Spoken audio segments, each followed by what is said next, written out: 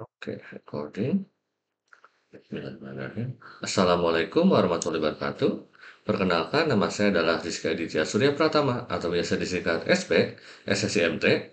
Lalu di video kali ini yaitu pertemuan ke-11 ya untuk mata kuliah Rekayasa Proses Produk Serat atau disingkat RS. Di pertemuan kali ini saya akan lanjut membahas tentang serat sintetis, yaitu aplikasinya di bidang industri. Apa saja sih aplikasi industri untuk serat sintetis ini? Itu kira-kira yang menjadi topik atau materi utama di video kali ini. Lalu berikutnya, seperti biasa, saya akan memberikan satu video pendek mengenai judulnya What is Polyester? Sumbernya dari Plascon Plastic YouTube channel. Oke, sebelum saya jelaskan video ini, kita nonton saja dulu ya. Hello everyone, welcome back to Plascon Plastics. My name is Tristan, and today we're going to be talking about polyester. So what is polyester? Polyester is a man-made fabric made out of plastic. Plastic that generally makes polyester is PET, or number 1 plastic, which is polyethylene terephthalate. This is the same plastic that is used for plastic bottles for soda, which is why some garments and polyester clothing is actually made from recycled plastic. Polyester does have many benefits. It lasts long, it's very durable, and it also has sweat wicking capabilities. Because it doesn't grab onto your water and sweat like cotton would, there's little pores, it can wick water away from your body very well. This makes it a good base layer for areas like, for example, if it's super cold out and you're hiking where you don't want that water to be touching your skin, it actually makes a very good base layer to remove that water. So to make polyester, it can be made out of recycled or virgin material. Either way, it's generally PET. You have PET pellets, which is plastic pellets, and they get run into a machine to turn into basically long strings. This is using extrusion molding. If you want to look at the types of plastic molding, check the video in the description below, the 6 different types of plastic molding. But for this purposes, we're using extrusion molding and turning that plastic into long strings. These strings are then broken down and separated and fluffed to make little hairs, almost little threads, and these threads are then wound up to make longer threads, which is used for the clothing at the end. Now, polyester clothing is a huge contributor to microplastics. Because the plastics are wound into such thin threads, they're already microplastics. So every time you wash your garments in the washing machine, threads and microplastics are released back into the water. In fact, because of these little microplastics simply washing away in the washing machine, 500,000 tons of plastic is actually flushed into the waterways. This is equivalent to about 50 billion plastic bottles each year, just in clothing microplastics. And that's not even the worst of the problem. 85% of clothing that is produced each year actually ends up in the dump. This is because things that people return often have trouble selling, end up in the dump. Clothing manufacturers overproduce clothes and it ends up in the dump, or fabric that is used to make clothes also ends up in the trash. Also, clothing that you might buy and wear for 1 or 2 times, even though you might donate it to a thrift store, at the end of the day, it usually makes its way again to the dump.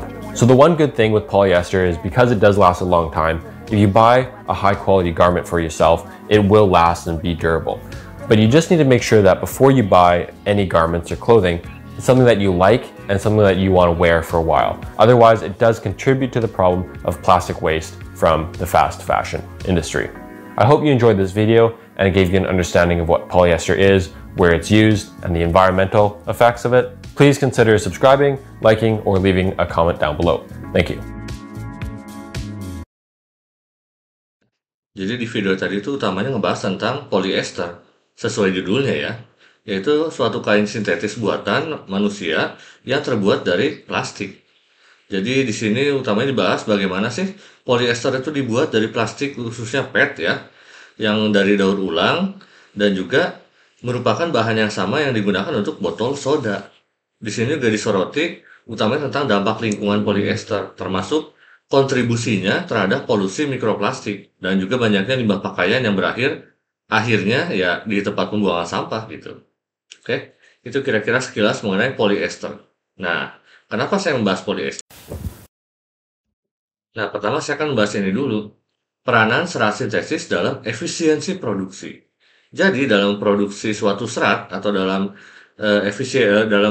produktivitas, Serat sintesis ini memiliki peran yang penting, utamanya yang pertama, akan membuat produksinya itu lebih cepat dan juga konsisten.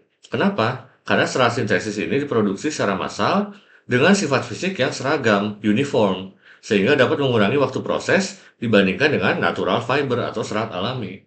Lalu biaya produksi juga lebih kompetitif.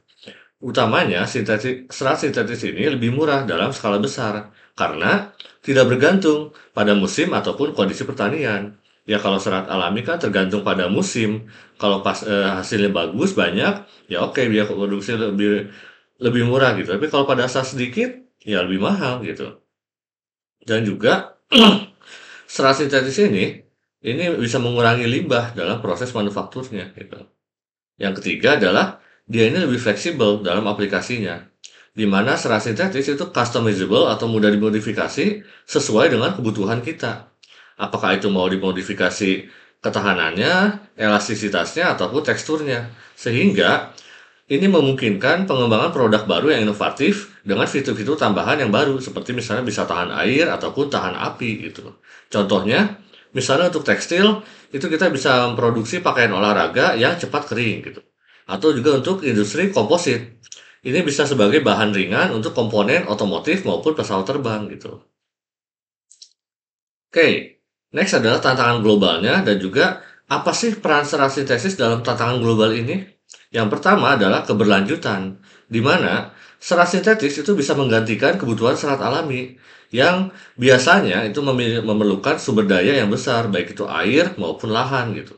Dan juga mendukung ekonomi sirkuler dengan inovasi terutama dalam daur ulang dan juga material yang ramah lingkungan.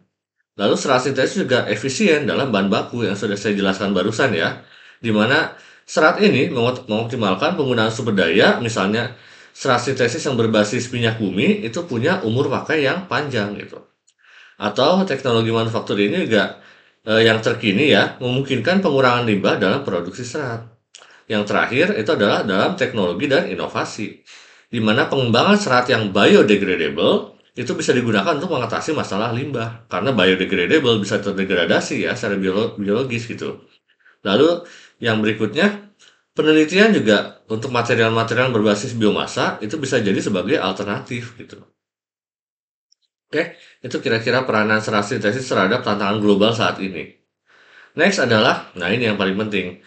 Kita masuk ke materi utama, itu aplikasi serat sintetis pertama di industri tekstil.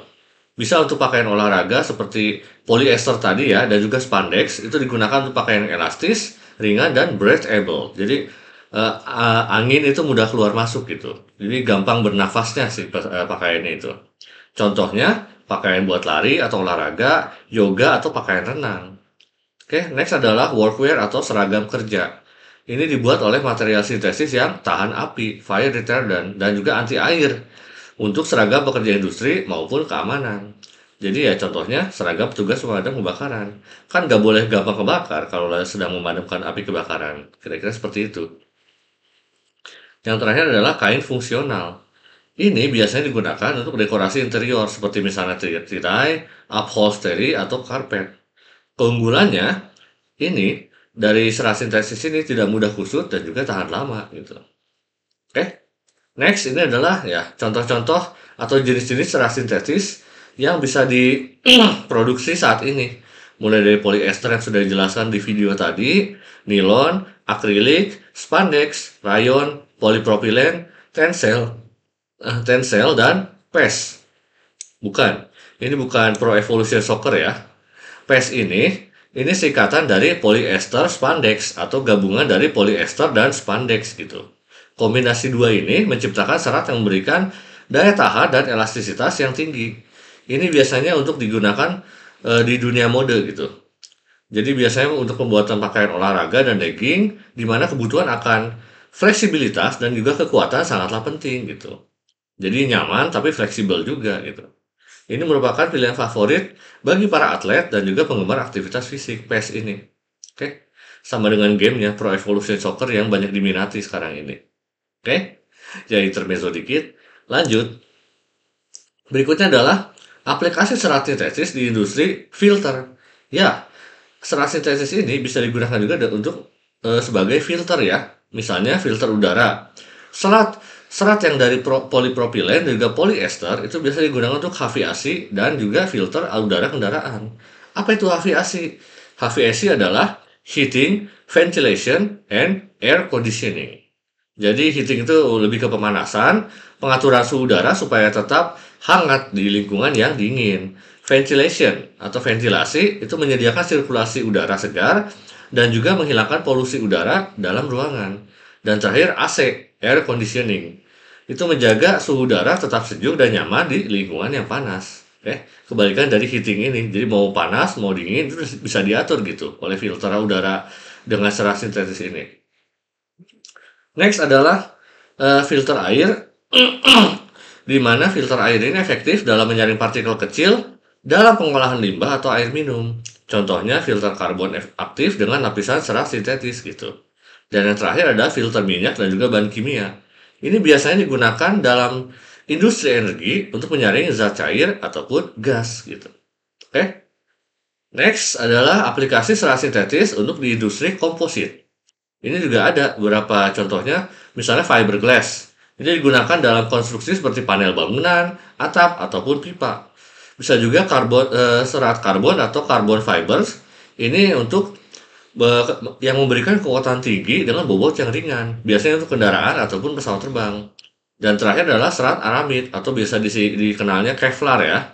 Ini serat yang tahan terhadap benturan dan biasa digunakan dalam rompi anti peluru atau perlengkapan pelindung lainnya gitu. Ya, Kevlar seperti biasa digunakan dalam rompi anti peluru ya. Oke, terakhir saya membuatkan ini tabel perbandingan. Jadi aplikasi serat sintetis ini dalam berbagai industri, yaitu tekstil, filter, dan komposit.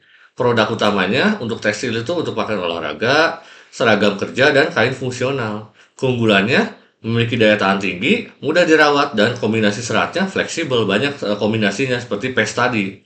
Contohnya polyester, spandex, dan nilon yang terkenalnya.